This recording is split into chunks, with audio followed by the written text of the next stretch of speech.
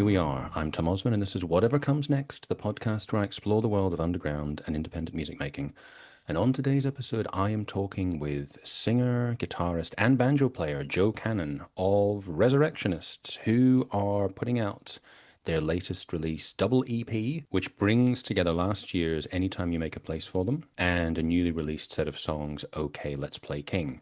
Both sets of songs for the first time being released on vinyl. And as well as talking about this excellent set of songs, we go through the whole history of Resurrectionists, some of Joe's other projects before and after.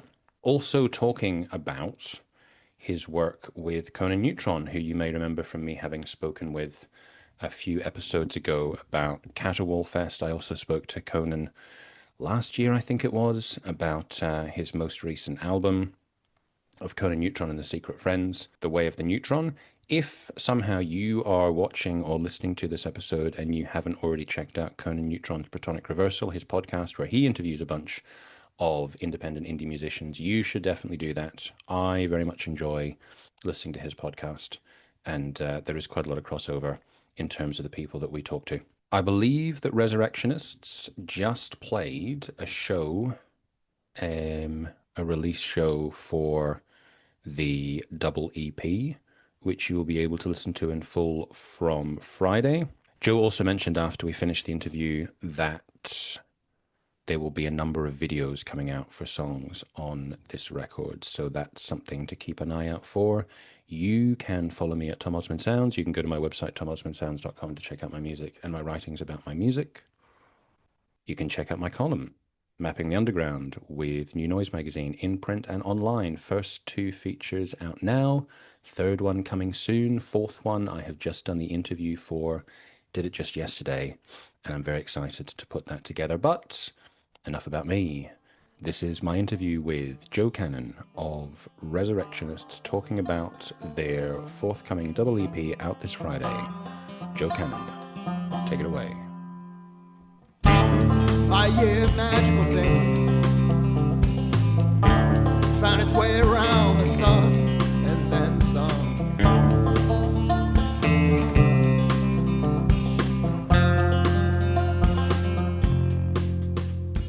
Hello, sir. Hi there. How's it going? All right. How are you? I'm all right too. Where are you joining me from? Milwaukee, Wisconsin. Are you at home? I am. What's behind you? That's a door to my spare room. Ah, what's in the room? Musical equipment, a futon, an unused dresser, a broken farfisa, Is one of the musical piles of unsold merch, Oh, I know about that all too well. Yes, the boxes of CDs under the bed. Amongst the musical instruments in there, is there a banjo? The banjo's that way. Okay. Yeah. Yeah. I How use the banjo frequently enough that it doesn't go into storage. that okay, yeah. So like how big a part of your musical life has the banjo been? It's relatively recent, but by relatively, I now mean over 20 years. Yeah. So, but no, I expressed interest in the banjo to a friend when I was living in Chicago, and he worked at a music store, and they had a banjo that they wanted, like a K banjo they wanted like $300 for. So I went and got it, and I started hacking around with it. And so I played it in a couple of bands in Milwaukee, in Chicago, and then I've picked it up again now and again. And now with Resurrectionists, it's a relatively big part. It's like it's kind of intermittent. Like I'll go months at a time where I won't really like write new stuff on the banjo, but then I'll go months at a time where it's like my primary creative instrument. Yeah. What was your first instrument, and when did you first pick up an instrument? Guitar, and I did like the kid music lessons for kids thing where my mom's like, let's see what the guitar is like, and like I was too young, my hands weren't strong enough. I just found it frustrating.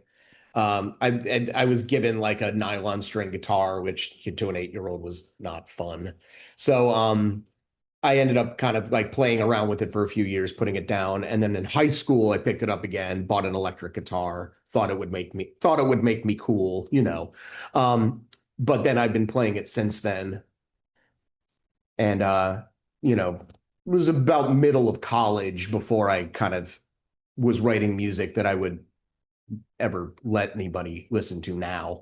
So Yeah. that was kind of like, yeah, it was probably about like 19, 20, 20. Yeah, I was probably around 20 years old when I like, was any of the songwriting was worth a damn. Yeah, I started the first instrument that was thrust upon me. I was given the choice of either the violin or the flute, and I Okay. chose the flute. But like, I didn't know Jethro Tull or I don't know Right. Popol Vuh or anything that might have like got me into the idea of the Yeah. flute as Yeah. something Yeah. creative. So Yeah. I Yeah. regret a little bit that it Weird, took me weird, till I was weird, like, like weird funk jams where they would bring out the, yeah, disco flute. You hadn't introduced the disco flute yet. unfortunately, at 8 years old, no, I wasn't familiar with the disco flute. So yeah, I sort of sometimes think like, oh, if only I'd learned guitar from before I was 14. And I think, fuck, I'm 44. That's actually 30 years of potential Mhm. guitar playing time. So Yeah. yeah, it's at these moments that I have to admit that 2000 wasn't just 2 years ago. No, it was not. It was at least four. Yeah. Yeah. So you said that you had a bit of time in Chicago. Were you originally from Milwaukee? No, I grew up in the DC area, like Maryland suburbs of DC, and ended up in Chicago because I was pursuing a grad degree at Northwestern. And I took a very, very long time to finish my PhD because I was playing rock and roll music in Chicago. What was the PhD subject? Philosophy. Oh, I did a degree in Yeah. philosophy, more specifically than philosophy. Yeah, I was focused. I mean, I did a bunch of stuff, but like my dissertation was on Kant, and so my focus was like Ah. 18th, early 19th century German. Like, are we talking about critique of pure reason or are we talking about ethics? Actually, my dissertation was about the theory of judgment, Mhm. which is the aesthetics, and then I had a whole thing about it epistemology and the interaction between aesthetics and ethics for Kant.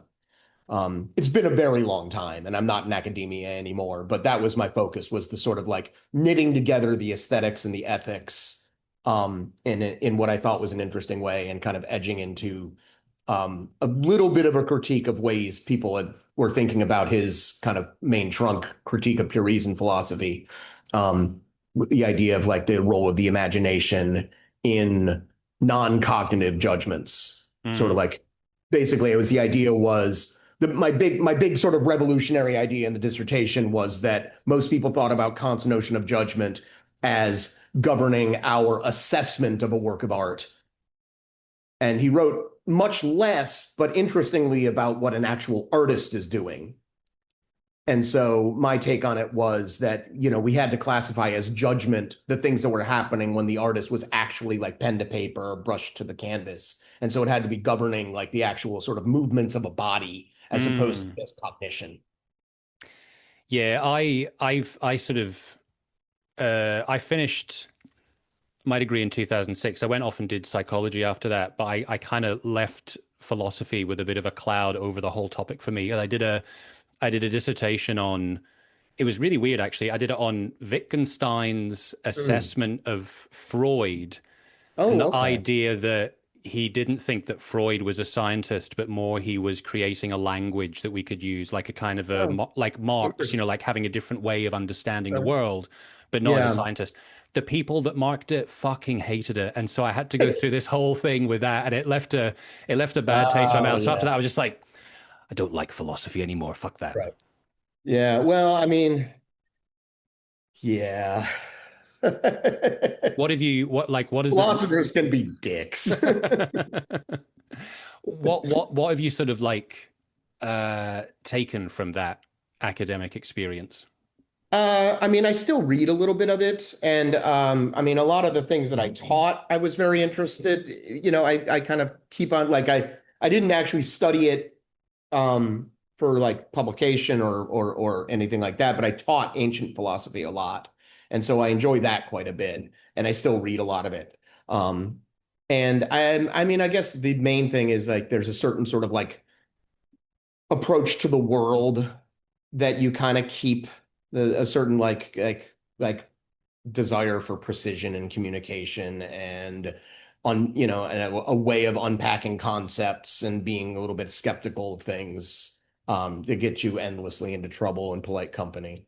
Yes. And has there been any crossover for you with that and the, like creative lyric writing side of things? Very occasionally, like turns of phrase and little jokes here and there. But the manner of philosophical writing isn't really gonna find its way into songwriting.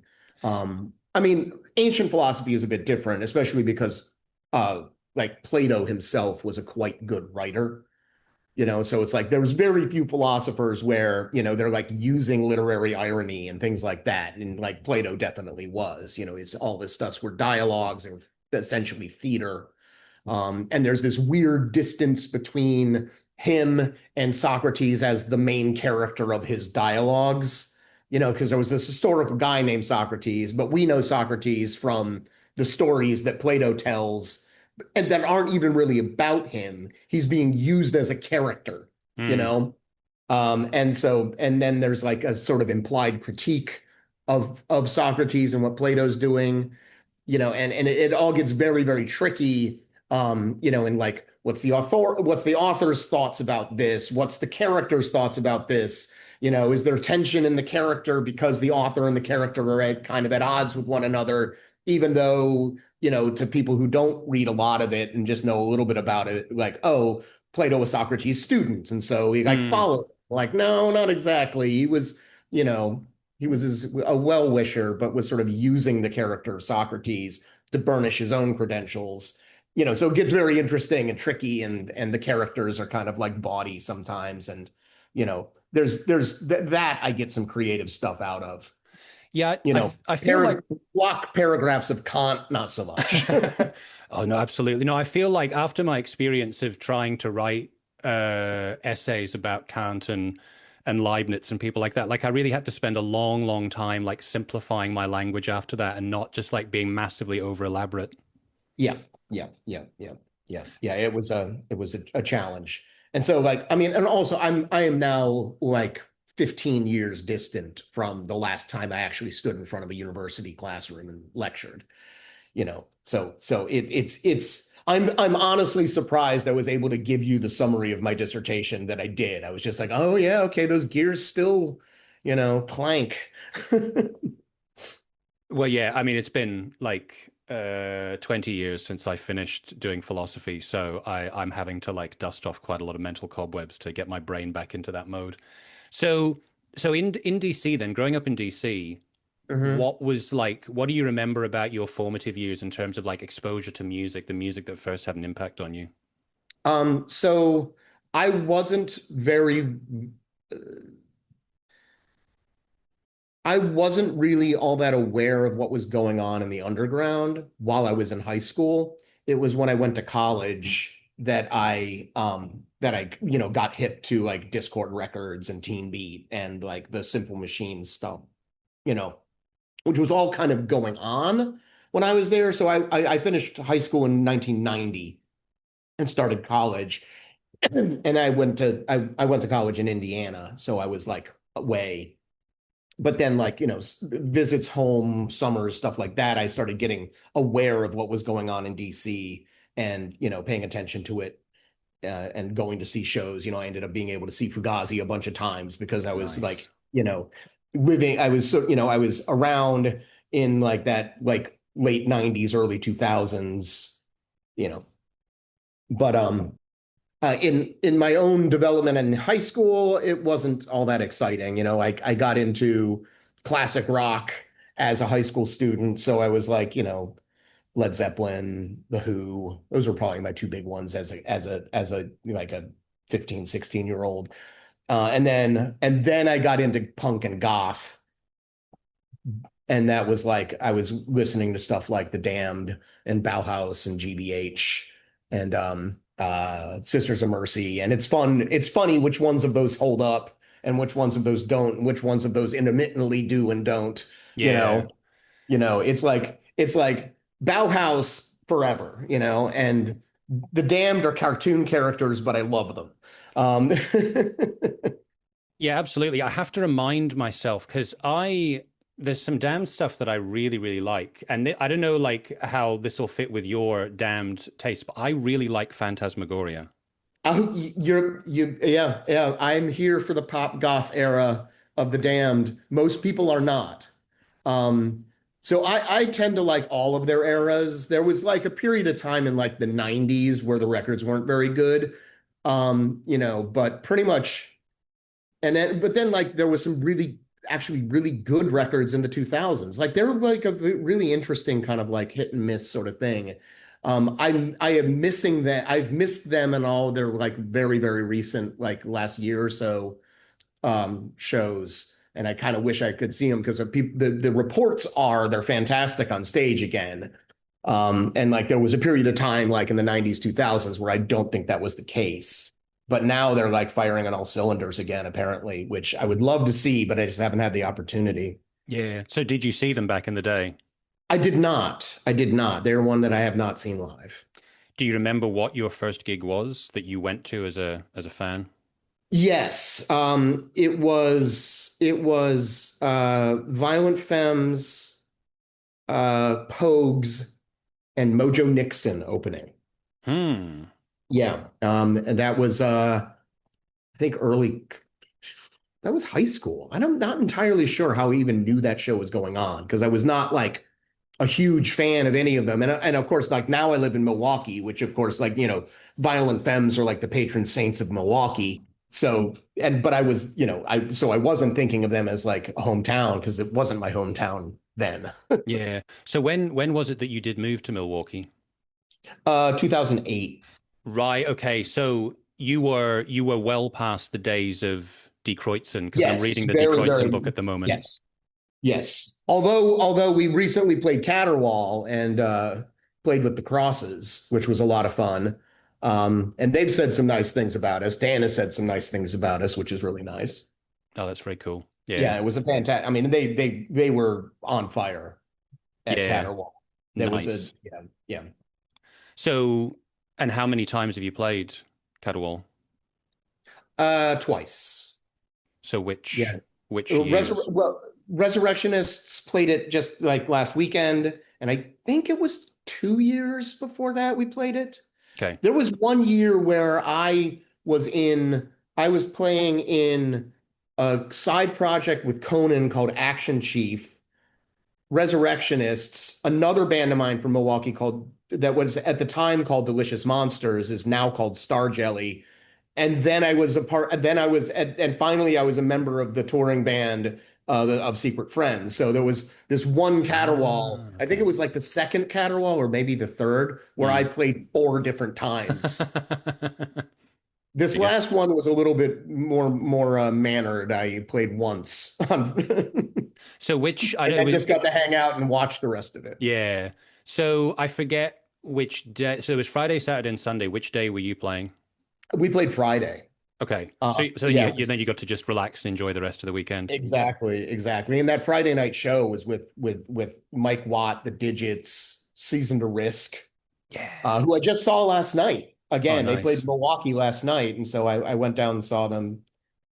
Getting friends of mine out of the woodwork to see them in Chicago tonight. Um, you know, but I'm playing a show with yet another band tonight, so I won't be able to go down to Chicago. And in terms of all these different bands that you're playing in or that you have played in, like how wide a range of different instruments or like different roles have you had in these bands? So Resurrectionists, Resurrectionists I refer to as my songwriting baby. This is the band that I sing for. I'm the writer of all the lyrics. And so it's closest to my own like project. Yep. But that said, the music is developed, like generally speaking, I'm bringing like half form stuff into practice, and then like the other members of the band are, contributing mightily to the finished product. so like compositionally, I would call the music written by the band, while the lyrics are written by me. And usually like I like to have one project that's like that. And then my other projects are I play guitar. So Star Jelly is like a wiry post-punk band. Um, and I also play in a band called Gore Area 2, which is more of like a kraut psych rock kind of thing. Um, Gore Area 2 is a little unusual for me because there's like improvised and semi-improvised elements to it that are sort of built in. I refer to it jokingly as stupid guitar. I'm like, hey Neil, how much stupid guitar do you think I should have in this one?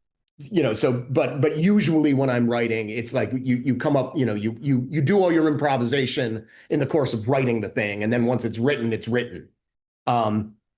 But so like the Gore Area 2 is interesting because there's chaos built into it. Yeah. Where it's like there are bits of songs where we don't know what it's going to sound like. So with Resurrectionists then, like in terms of you saying that you'll bring a half-formed idea and you'll create the music together with the band, like how fully formed do the lyrics tend to be when you'll bring the music to the band? Are you going to be trying to like have all of that mapped out, or you'll have the music created and then the lyrics will get formed on top of that? That varies. Because sometimes like lyrics I will write like as in the course of writing the song. But then I have like notebooks and notebooks and notebooks, and sometimes like a new song is actually pulling some like set of lines that I wrote 20 years ago. Because I just found like, just because the rhythm worked or the tonality worked or something worked about it, that like this thing that I've been carrying around with me for decades, it finally clicks. And in those cases, it might be that the song actually embodies maybe like a half to 2/3 of the words of the original thing, just because, as the song gets arranged and the such, it's like, how much space for lyrics are there in it? Because Resurrection is, we're kind of an impatient band. Our arrangement process is generally, we're generally asking, can we take this out versus can we put more stuff in? We play something 4 times and like somebody in the practice can be like, can we get away with doing this 3 times? On that fourth one, I'm just like, man, we've been doing this a while, I feel like isn't that a thing that Conan says, like if in doubt, take it out? Yeah. Yeah. So that's so yeah, so the lyric writing is very, that can be a little bit it happens in different ways for different songs. Yeah. Sometimes and so the minimum for us to be working with a song is generally that I've got like some idea of what I want to say, and then like I have like 2 musical parts and some idea about how they're supposed to go together. What emerges at the other end, we might have it, but it's one of those things where by the end of it, we might have discarded everything I initially brought to it, and then end up in a completely different place with a completely different song. But like the starting point is usually like at least a couple of lines of lyrics and like a verse and a chorus, or like 2 musical parts that I feel like go together, and I have some idea of how I want to link them up. Yeah. For me, lyric writing is so torturous. It's like if I write something for some sort of creative writing process and I think like, oh, I quite like this, I can't then just go like, I have to apply it to music. So usually I have to do this kind of painstaking thing where I'll come up with a bit of some music and I'll have sort of a melody with a bit of lyrics. And then if that's got a certain kind of flow to it, I can go like, oh, then I can construct it together. But I guess it can be one of these things that it takes practice. If you get used to the process of it, it can get easier. Right, right. I think one of the things that makes it a little bit easier for me is that I'm not a particularly melodic singer. So it's like a lot of my delivery is much more like it's rhythmic placement and like how the words work with the beats of the various instruments. Yeah. Yeah. Okay, that does make sense. So going back then to sort of just pre-Resurrectionists, tell me a bit about work. Where were you at this time? This is a Milwaukee band. Okay. Yeah. So work as sort of the predecessor band to Resurrectionists, there's a common member, like me, of course, but the bassist of Work is also the bassist of Resurrectionists. His name's Jeff Brueggemann, and he and I have had this like very fertile, sometimes contentious songwriting relationship where he's like, he's the most impatient of the and so he's got an arranger's brain. And so a lot of times it's like we get into practice and I bring my parts and I've got these ideas and then he and I fight. And whatever, and what emerges at the other end is much more interesting than had we not fought. And I say fight, but there's like a lot of times it's very congenial, but a lot of times we'll be at loggerheads about, whether we play a part 3 times or 4. Yeah. So how long? Oh, sorry, what were you going to say? Oh, no. So yeah, Work existed from, I'm going to say 2012 to 2017. And then there was a little bit of flailing around in between projects and like Resurrectionists, the earliest form of Resurrectionists was around 2018. And then we had a lineup change about a year later. Yeah. Where we had a pedal steel player on a very early, so like the very early version of Resurrectionists. Like my joking way of putting it was like if you listen to Work records, we're this punk band, but then we always have a song or two on a record that's like a bit longer, a bit quieter, a bit more like, like roots inflected or something like that. And then so the original idea of Resurrectionists is like, well, what if I had a band that just did all that? Yep. But then me being who I am and Jeff being who he is and et cetera, with like the rock and roll just kept creeping back in. And so suddenly now we're kind of a noise rock, punk rock band again, who sometimes plays a country song. And where did you, like, in terms of sort of how far you got, so to speak, with Work, with Work, with like, recordings, with how far you go to play, like tours, etc. Like how far did you get with that?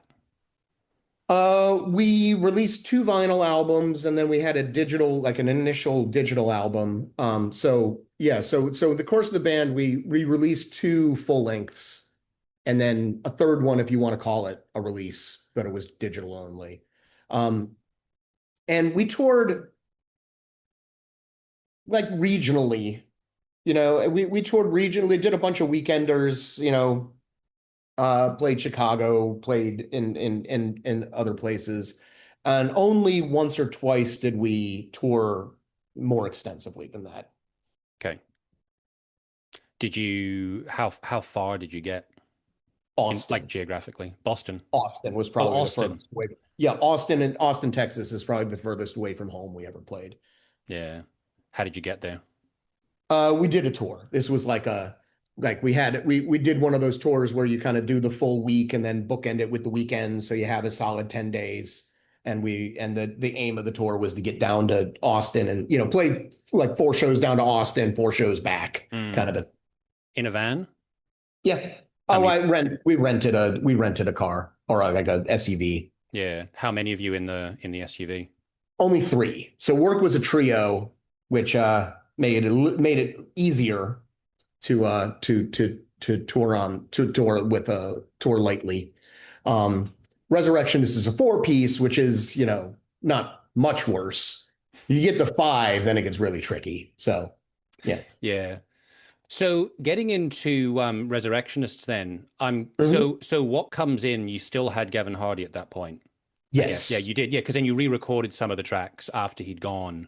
Yes. Yeah. So the what goes out, What comes in, what goes out. Yeah, what comes in was that first tape. And that was, and that's the only thing that Gavin's on. He left pretty early on. Yeah. Like we had only played maybe 3 or 4 shows and recorded that first tape, which was intended as a demo. It's one of those things where, we're recording a demo, and then by the end of it, we're like, well, this is, worth putting out at least as like a cassette tape and like. And I'm curious about the cover. Like, is it a place being vacated? Is it a place that's just been okay? So I used to live in a warehouse space called the Fortress in Milwaukee. And that photo it was a building that had been like artists and music studios, and then only a handful of places that were actual residences. And the building got sold and was getting renovated, and the entire and like everybody got kicked out. And so this was as I was clearing out this big loft space that I had been living in for 5 years. So yeah, that was a photo of, that place now empty of my possessions. Yeah, I think there's a little black rucksack over to the side in that Exactly, picture. Yeah. exactly. Yeah, yeah, and like the organ is still there, right? Oh, right. Or Actually, I can't remember. Let's have a look. Oh, yeah, I think you're right on the right hand side. Yeah, yeah, yeah. The organ and a sofa on the right hand side. Yeah. Mhm. Yeah. So how much time and reconfiguring did it take to then get Gian Pogliano in after that? It was relatively quick, actually. I mean,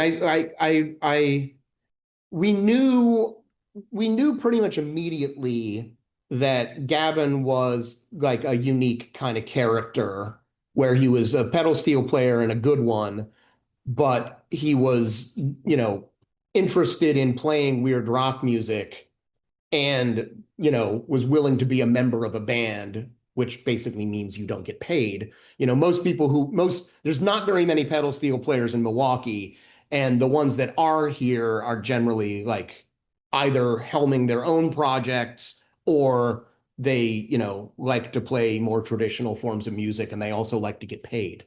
Um, so it just didn't seem like we were going to find another pedal steel player that fit the bill in Milwaukee, so we decided to get creative. I'd known John for quite some time, and like bands that he'd played in that sort of like his more recently had been like kind of like psych punk kind of things. And so I gave him the tape and I was like, well, what would you do to this? And he came back with a lot of ideas that generally involved like, you know, guitar, but at a little bit of a distance. Like initially he played like heavily affected 12-string guitar, and then brought in like a mellotron and like an organ sound. And so he was, bringing in all of these ideas. And then as we went on, interestingly, he kind of simplified, and now he primarily just plays a guitar with a bunch of different effect ideas and that kind of thing. Partially we started touring, and after a little while he was like, I kind of don't want to bring two keyboards and a 12-string guitar, and like, we get to a place and like, is the sound guy going to have any idea what to do with this or isn't he? And then after a while John was like, I'm going to figure out a way of doing this with just the guitar. Yeah. No, I can understand and that. and I love what he's doing with it now. Yeah. Yeah, in my joking, our joking title for him for the first of the two EPs and double EP is Dr. Science, which came from one of those practices where, Jeff and I are fighting over the arrangement of a song, and, John is like dickering with his pedals and doing his thing. And then I remember saying in frustration at one point in this practice, all right, well, let's just run it again. And then whatever Dr. Science over here comes up with. Yeah, I remember I was in a band in Glasgow, where I live again, although I'm not there today, but this was about 25, 20 to 25 years ago. And one of my friends that I still collaborate with now, I was doing guitar and he was also good to but he was also doing, because he did a lot of like sort of electronic music as well. So he Mm, had keyboard and he had all kinds of effects and boxes and all kinds of stuff, which all sounds delightful in theory. But as soon as you're playing a gig, it's like yeah, if something's not working, it's probably his. And then he has to do all this troubleshooting, trying to figure out, is it a cable? Is it a yeah, piece of equipment? Like, what is going wrong? And you're just standing around like, well, I'm kind of glad this is not me that's having to figure this out, but it's still a bit right. of an issue. Yeah, yeah, no, and that was where John was coming from when he was like, let's simplify this, let's make it so that, I mean, and what he's done, I think it's actually, I like it a lot, where and also, I mean, over the course of time, like initially he was sort of laying ideas over already composed tracks, because there was the things that we had already recorded that we wanted to revisit, but then like when Gavin left, we had already sort of were in the mix working on a new set of songs. And so it's mostly with the songs that are like, I don't know. I mean, I'm trying to think about this. Like, at what point John was part of the writing process from start to finish. Hmm. Some of the songs on the album we put out like 3 years ago, but then definitely the stuff that the two EPs that are Yeah. released together on this vinyl album we're just putting up now. So then a step just before these two EPs, when with What Goes Out, the 2023 album, how did the making of Well, that, the right? Oh no, so sorry, no. Now that we're yeah, all ghosts, I mean, now that we're yeah, all ghosts, yeah. yeah. Where did the writing and the recording fit within the gigantic existential dread black hole that was the COVID pandemic? Oh yeah, okay. That was a million years ago.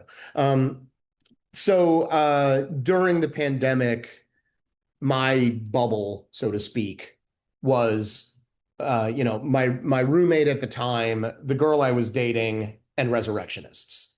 So we were actually still practicing and playing through the pandemic. So like this, and the interesting thing is like the set of songs on Now That We're All Ghosts, a good number of those I was already in the process of writing them when the pandemic happened. So a funny thing about that album is there's a lot of lyrics. So a lot of the lyrical ideas on Now That We're All Ghosts came from me spending a long time reading Thomas Mann's novel, The Magic Mountain, which of course is about tuberculosis patients in the Alps. So it's about sickness and disease, et cetera, et cetera. And so like, there's all of this stuff about sickness and disease and people dying. But it was, I was writing these songs in like 2019. And so then like it reads like a pandemic album Yeah. because of, sickness, pervaded with sickness and death. But actually I had been writing those songs prior to the pandemic. So what I'm trying to say is I caused the pandemic. I'm sorry. Okay. Apology accepted. And so, okay, so yeah, you're able to play together. So Right. what was the environment like when you actually got to put the album out in terms of being able to promote it? The album came out in 2023. And so we were able to, it was like the world had reopened by the time the album actually came out. And so Yeah, we were able. I lose track because I think I moved from Prague to Germany in the middle of the pandemic, and then things were sort of like off and on, Right. opening and shutting, and so I sort of have this hazy notion of when it's like, when did it really stop? For locally in Milwaukee, I remember the first times I was going out in public and like seeing people in person who weren't in the quote unquote bubble was like late spring, early summer of 21. Okay. So it was so it was a little bit more than there was a little bit more than like a year of, let's call it, lockdown, Yeah. where because March 2020 is when things, when everything kind of stopped. And then we were sort of like tentatively starting to go out and be around again, like late May, June, July of 21. God, it is so confusing. I actually don't know now. My confusion about time, I don't know how much is just a case of getting older versus that COVID completely destroyed all perception of when I things mean, happened. yeah, no, it's strange because it feels, it does feel like a long time ago. And also it feels like it just happened. Yeah.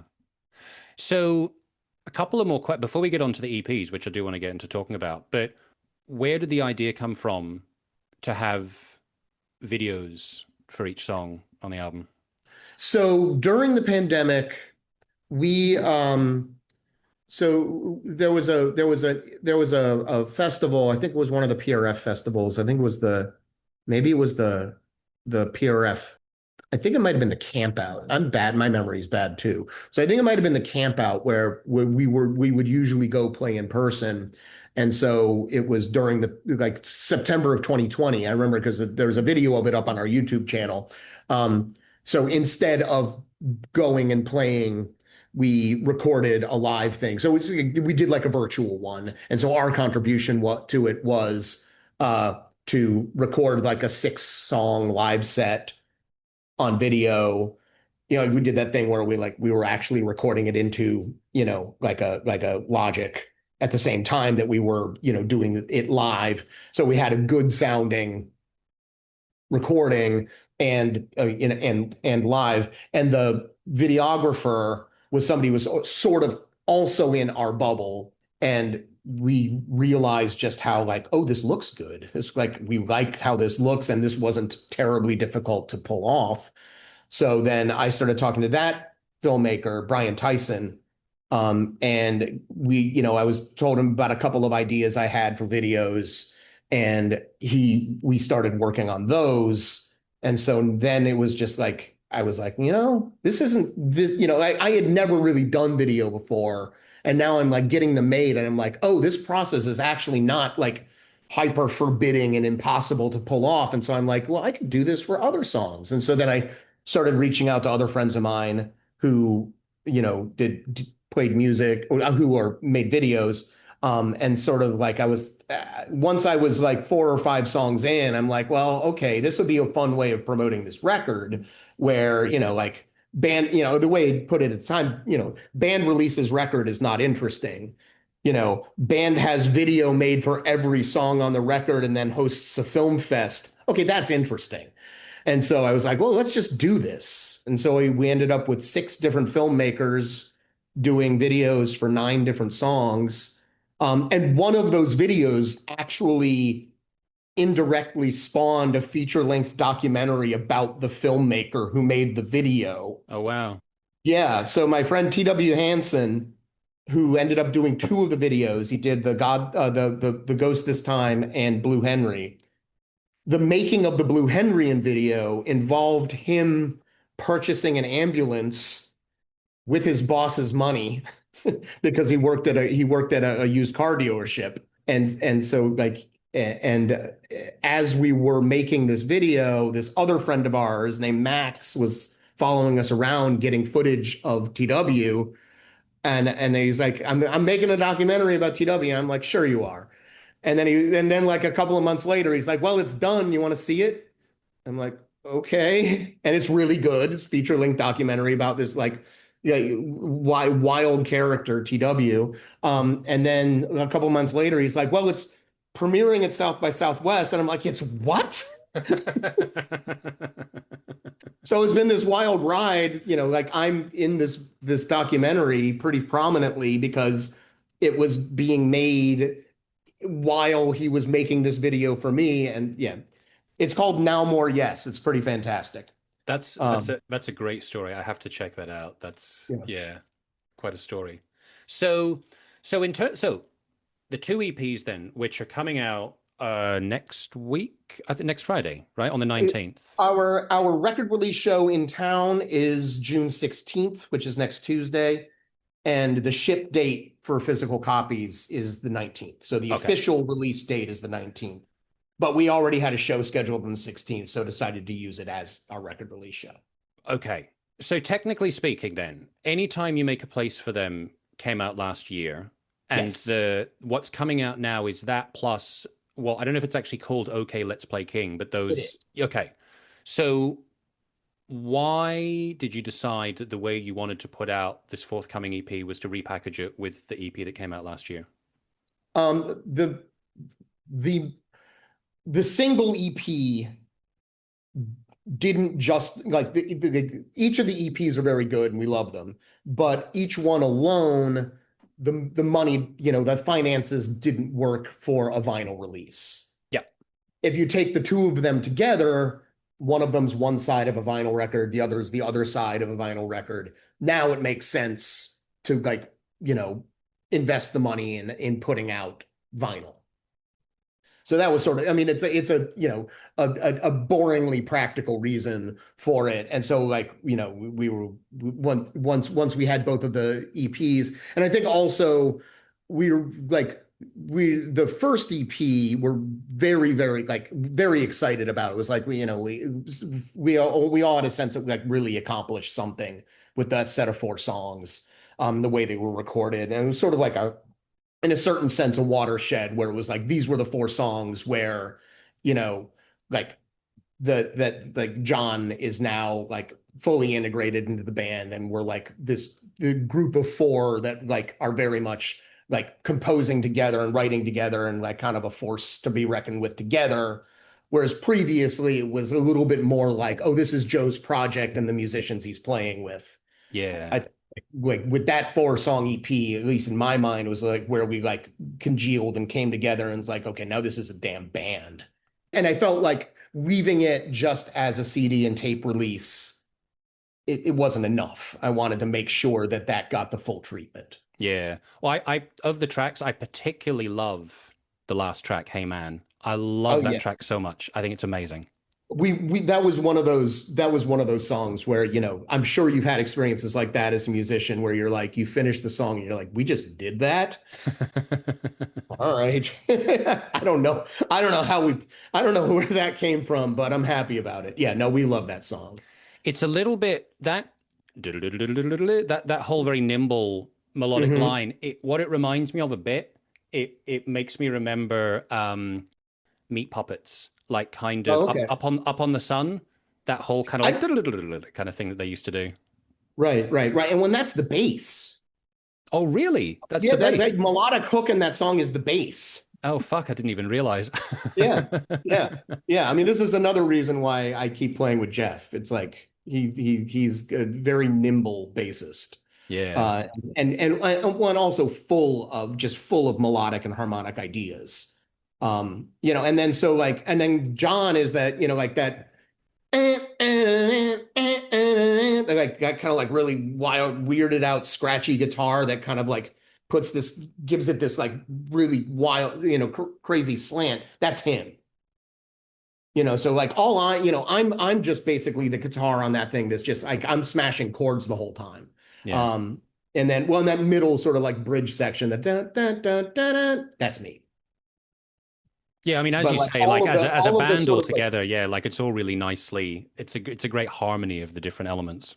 right. And that was, yeah, and it was like, you know, we were good prior to that, but when like this was those four songs was where I think we became great. And it is cool, really cool having those two EPs together, thinking about it in terms of the vinyl, because for me personally, anyway, my favorite track of the new EP is the last of the four tracks on that, My Year of Magical Thinking, which I also think is amazing. So it's great that you've got this, just from my point of view, the culmination on both sides of those two songs. Yes, that was that was also somewhat intentional. Yeah, that I'm yeah, and not to yeah, and I love the new set of songs too. I love the okay, let's play King set of songs. Which is also a little bit of, you know, so anytime you make a place for them, they're all guitar songs. They're all sort of kind of heavy. And then, you know, the second EP is a little bit more of a return to form. There's two banjo songs on it. There's something that, you know, closest thing we'll ever write to a country song. You know. I think I did see the word goth mentioned either in a press release or on Bandcamp. And like some of the things that pop into my head listening to the EP, and I don't know whether these are reference points for you or it's just things that are sort of connected to stuff I've listened to over the years. But Mhm. um, Nick Cave, not the singing, Yeah. Gun Club, Replacements, 16 Horsepower. Are any of these names relevant? Uh, Replacements, Nick Cave, of course. I hear about 16 horsepower a lot, but I haven't actually listened to them a bunch. Yeah. And then what? Oh, and replacements. I absolutely love the replacements. So yeah, And Gun Club? Gun Club is another one where I know of them and I've listened some, but I've not done a deep dive myself. Yeah, I think it was in Here Lies the Bottle. I was like, oh, it's got a little bit of a Gun Club feel to it, Okay. but yeah, there's a like a kind of a I don't know how to put it. Like there's something about your singing style that's very sort of there's a raw aspect to it, very kind of like heart on the sleeve aspect to Hmm. it. Like I mean, maybe this is sort of like the Replacements thing. It doesn't Okay. come across as sloppy, but there's a kind of like a looseness to it which feels very sort of like emotionally honest, if that makes sense. I do love offbeats. But yeah, I can see, yeah, and this sort of like there's a sort of storytelling aspect to the way that I write and deliver. I mean, a lot of it, if I'm going to be self-deprecating, a lot of it is just like various tricky ways of working around the fact that I'm not a particularly talented singer. Like hitting and holding notes and singing melodies, that is not my wheelhouse. My wheelhouse is more putting words in weird rhythmic places. Well, as they say, necessity is the mother of invention. Exactly.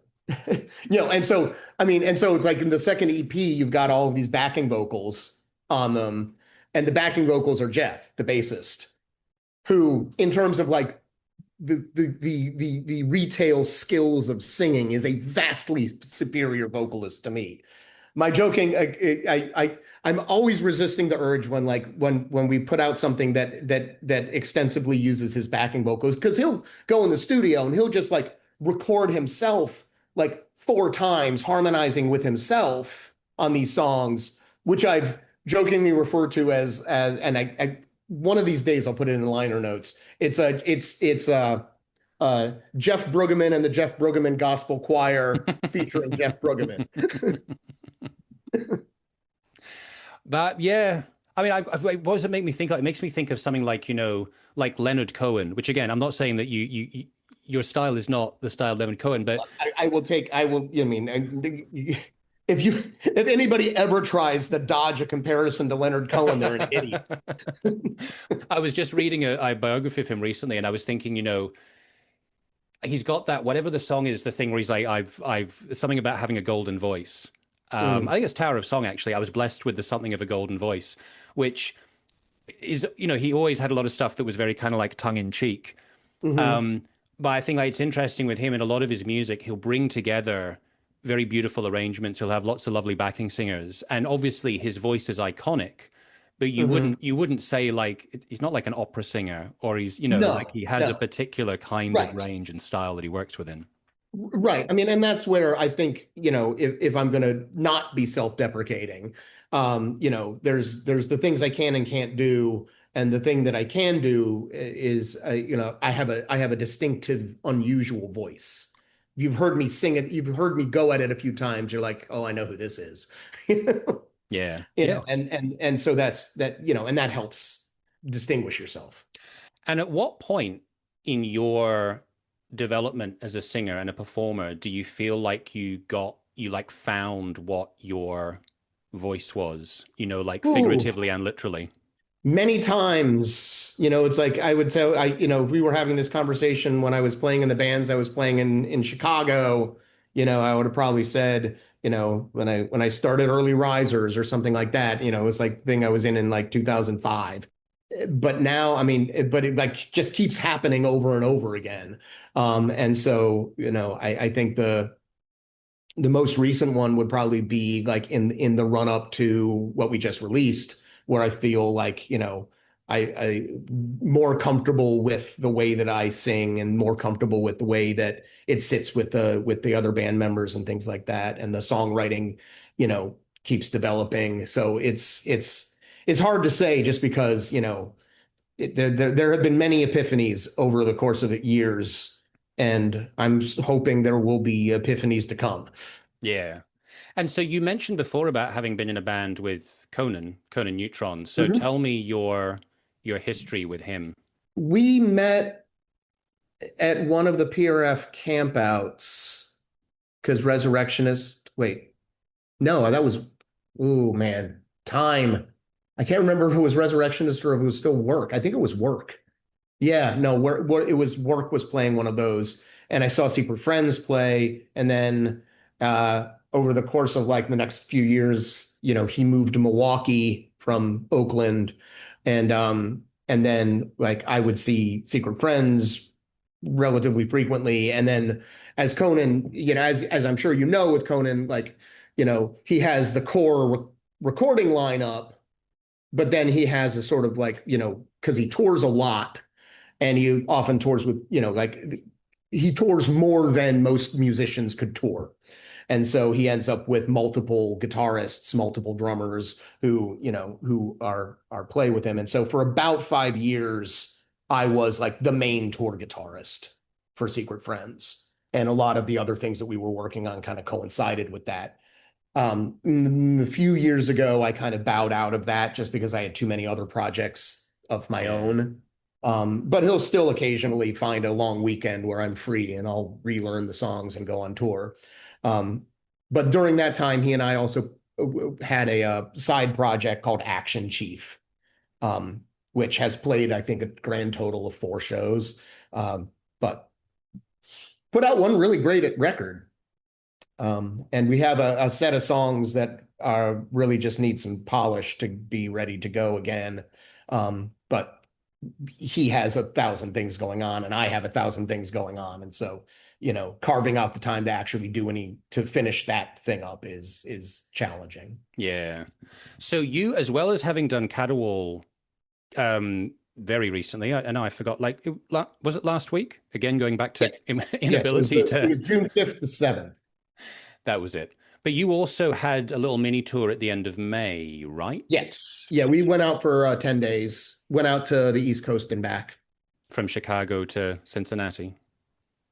Yeah, well, the first show was in Chicago, the last show was in Cincinnati, but then it went Detroit, Buffalo, Boston, Providence, Reading, Philadelphia, a very odd show in a farm in West Virginia, and then Youngstown, Ohio, Cincinnati, and home. Shit, you really just listed every single place that you played. Yeah, well, I mean, when I said from Chicago to Cincinnati, I guess I planned meant the tour, and so it's like each one of those dates is carved out of my skin. Yeah.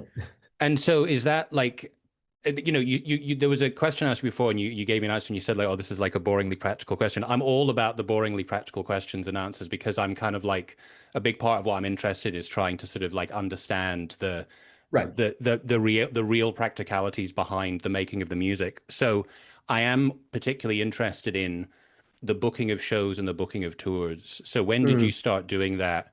And yeah, how involved are you in that these days? I do mostly all of it for us.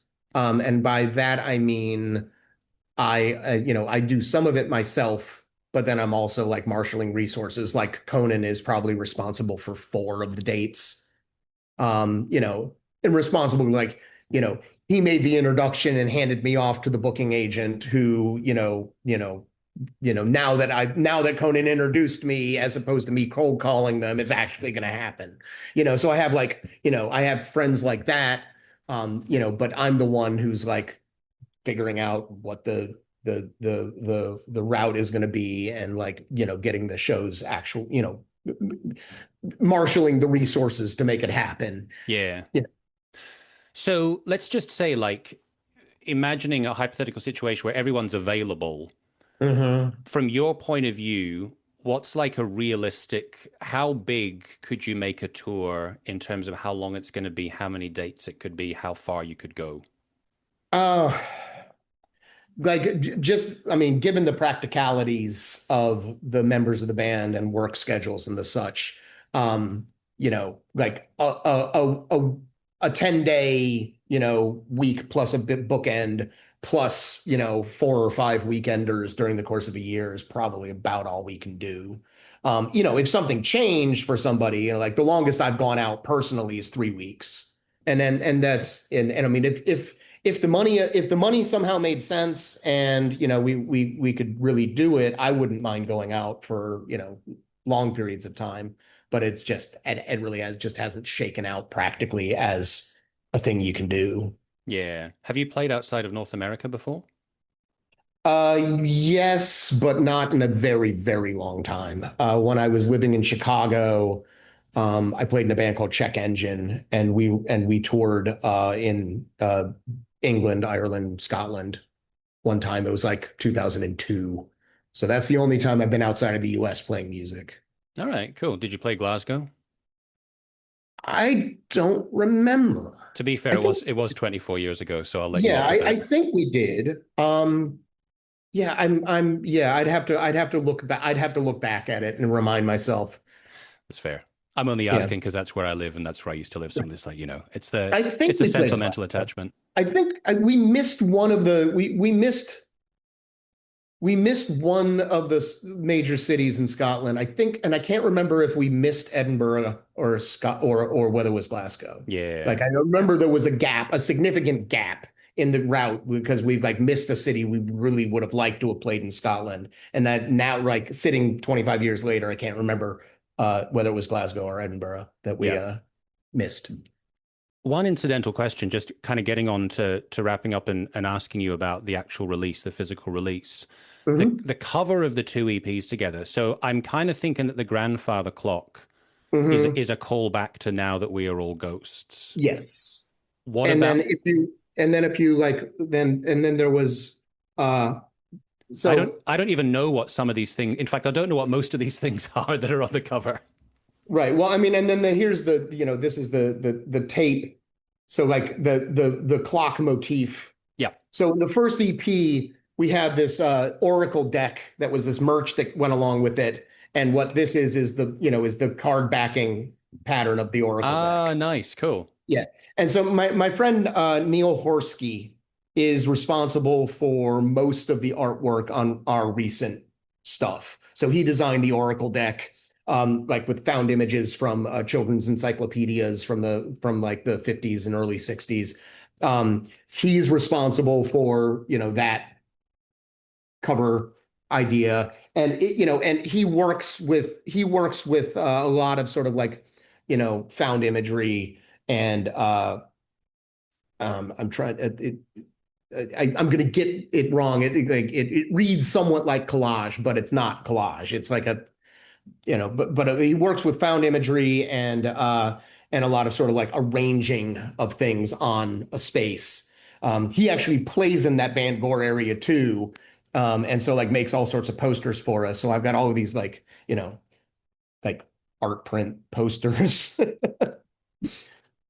Yeah, it's a So cool. yeah, but like but part of my input was this grandfather clock theme, of a visual theme. I think it might have run its course at this point.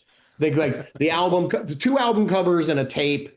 Yeah, I think maybe we might move on. But it was like part of this whole sort of like uh, the one of the video ideas from the first album was kind of where it all came from because the video idea had the band members walking through a forest and then we come upon a grandfather clock sitting out in the middle of the forest. And we notice with alarm that the clock is 2 minutes to midnight. And so, in this video, we run off, like get like faux medical equipment and then break into the clock and there's a beating heart in the clock. And we do like, surgery on the clock and victoriously stand back and it's now 3 minutes to midnight. Yeah. So that's sort of like, time and dread and those kinds of things. That's sort of like a theme that runs through a lot of this. And so that like, the terrifying clock just kept recurring. I mean, maybe Yeah. it's just going to come back despite your best intentions. Who knows? Who knows? And then it's one of those things where like you've used it a number of times, people start identifying you with it. And so now it's like, it's like this like visual marker for the band. And I enjoy things like that. So you're gonna have to take it with you on tour. I do it. It's in my other room there. I mean, it no longer functions as a clock. Yeah. But what time is it on in the other room? I think it's still set at 2 minutes to midnight. Oh, well, they say as long as it stays there, then we're all okay in the world. Yeah, I check on it every so often to make sure it hasn't moved. So, in terms of the release, you mentioned a couple of shows. Is there anything else to mention in terms of the release and what you're going to be doing around it? We've got a number of shows coming up. Yeah, I mean, aside from putting it out and promoting it like I'm doing right now, there's not a whole lot. We'll be on I'm going to be on a radio show talking about it next on the day of the release show, WMSE here in Milwaukee. And yeah. Well, it's a very cool release. And it was really cool to meet you and fun to talk to you. I didn't think that we were going to have a 10-minute philosophy diversion at the beginning, but it was nice. So thanks for your time. And yeah, until next time. Sounds good. Good talking to you.